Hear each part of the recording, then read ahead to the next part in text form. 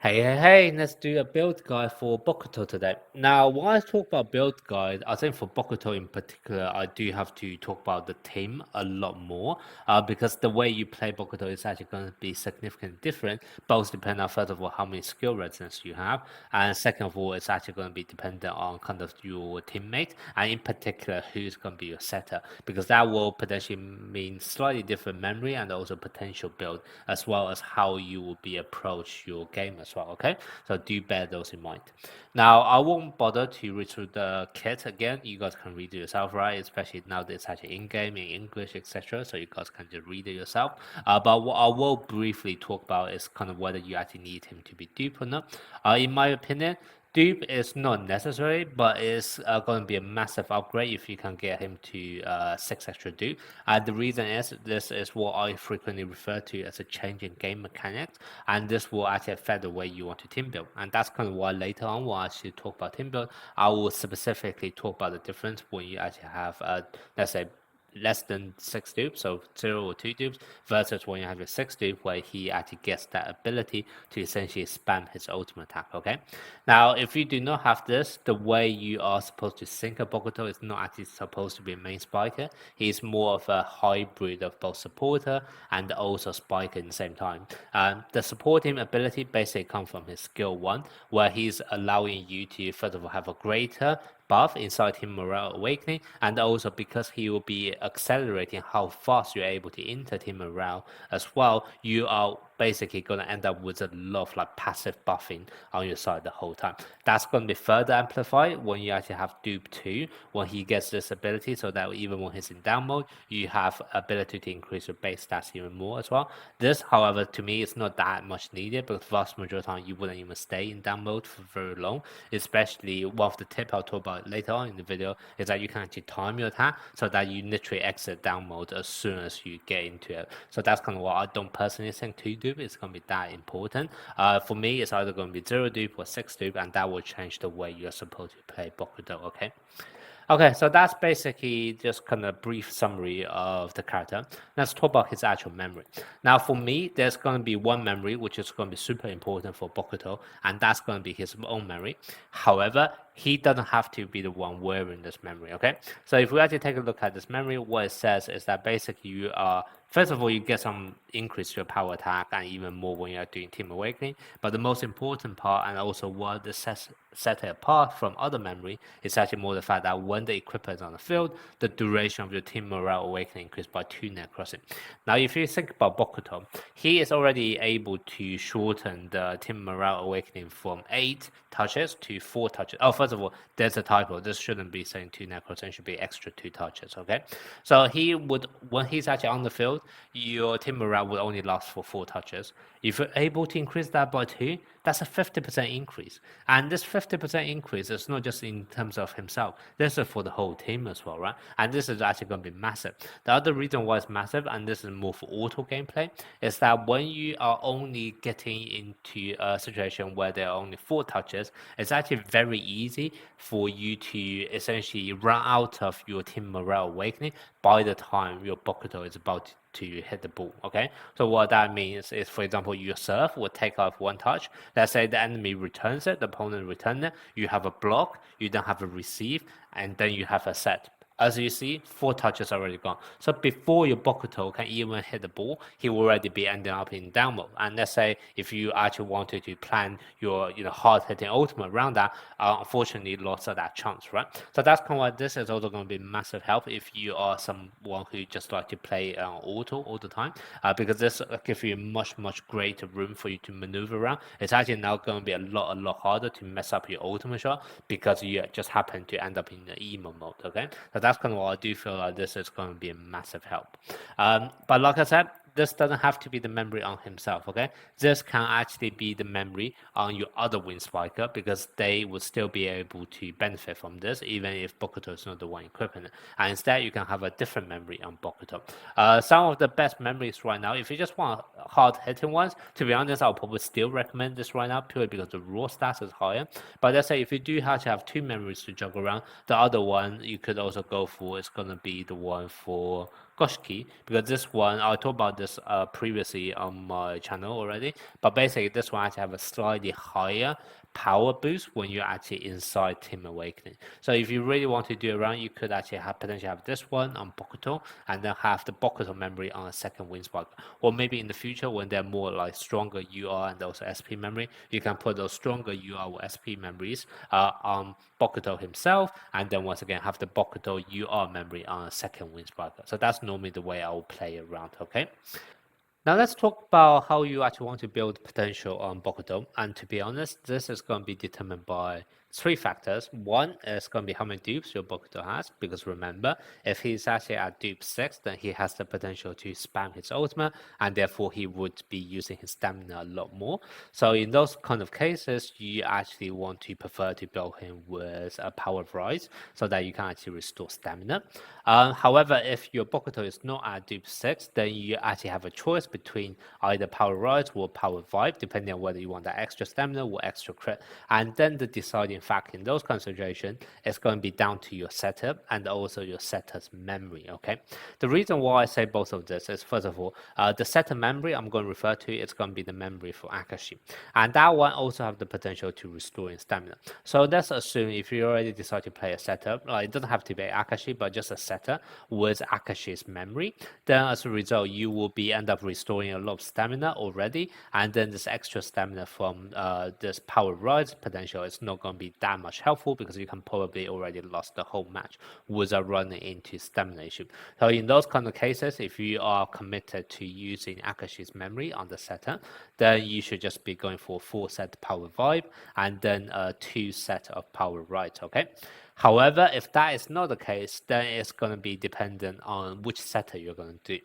And the two main setter that you want to pair Bokuto with is either going to be Akashi or it's going to be Okawa. And I can tell you guys, if you're pairing up with Akashi, I would suggest you guys to do a 4 set of power rise and 2 set of power vibe. However, if you're planning to pair up with Okawa, then I'll probably say you want to do a 4 set power vibe and then only a 2 set of power rise instead, okay?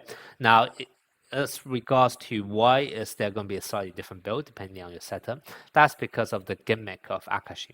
Akashi have this ability such that whenever he crits, whenever he has a critical set, then whoever he's going to pass the ball to is also guaranteed to be able to do a critical spike.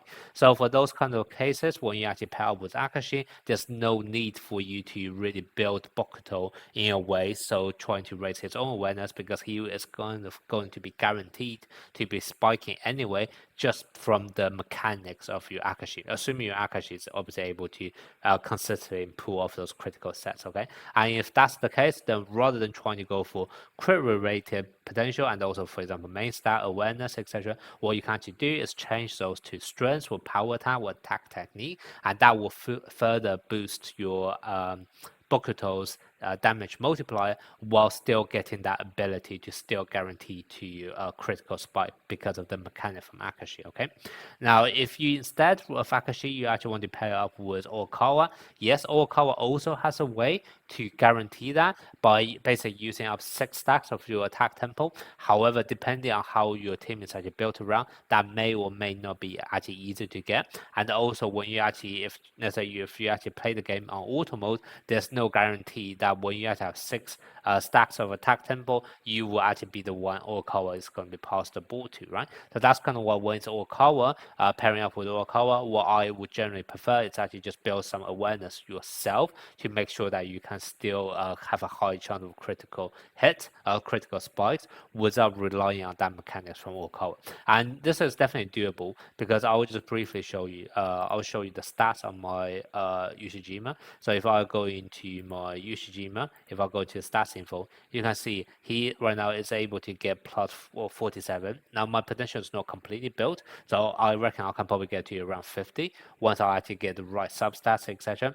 Then plus the base 5%, which Bokuto also have, so that's going to be 55% already. And then Okawa obviously also have that ability to further increase crit rate by up to 20% or maybe even higher if your Okawa actually have his skills leveled up. So that's kind of what, with all of those together, you have like a 75% chance of actually doing crit if you just do the build yourself. So that's kind of what I do feel like is still viable of going in for a crit build if you're pairing up with Okawa. But obviously with Akashi, it's a lot easier to get those guaranteed critical spike, and therefore you can try to go for a higher damage multiplier by going after kind of like going after strengths or going after power attack in terms of your substats for the potential slots, and also that will also means that you, rather than going for power vibe for this extra bit of a crit rate, you can actually then go for power. Sorry, instead of going for power vibe for this extra awareness, what you can actually go for power right instead, so that you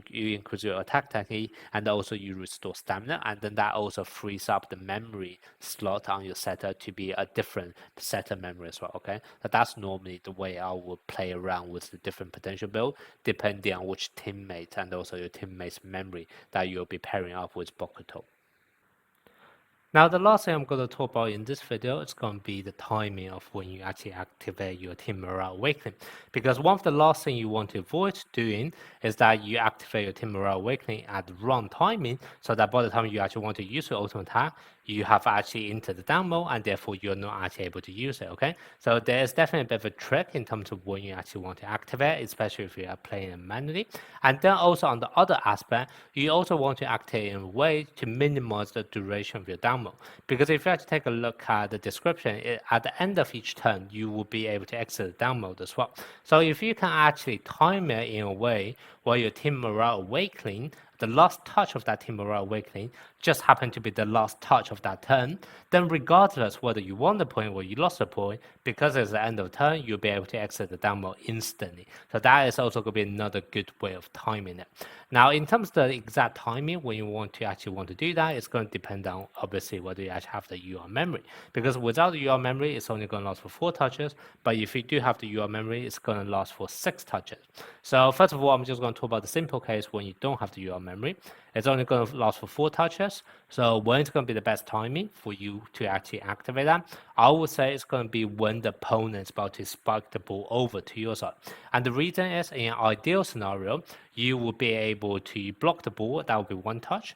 The second touch will be the receive. The third touch will be the set, and then the fourth touch will be a spike. And then, like I said, hopefully that spike will actually win you the point, and then therefore, yes, you'll be entering down mode because Team Morale Awakening finished, but because it's also the end of that turn, you'll be able to exit the down mode. And also, obviously, on the flip hand, if the enemy also managed to do a block kill on your attack, then fine, it's fine, you lost a point, but still, it's the end of the turn, and therefore you will also be able to exit the down mode, okay? That's kind of what I recommend for you to activate it when the opponent's about to spike the ball over. Now, having said that, this is not guaranteed to work 100% of the time, because there's something quite annoying in terms of blocking in this game, is that sometimes you do a soft block where you actually block the ball, and then therefore the ball will still be on your court, or it could be a hard block, in which case you win the point instantly, or sometimes the block will just go through, the spike will just go through your block, and it doesn't even count as a touch. So there is going to be very different variation. However, I still feel like trying to time it when the opponent is about to spike the ball over is still going to be the best timing, because first of all, if you actually manage to do a block kill, yes, it would mess up your the rest of your touches. However, you already won a point, so it's not such a bad thing for you to actually get a block kill to actually guarantee that point, okay?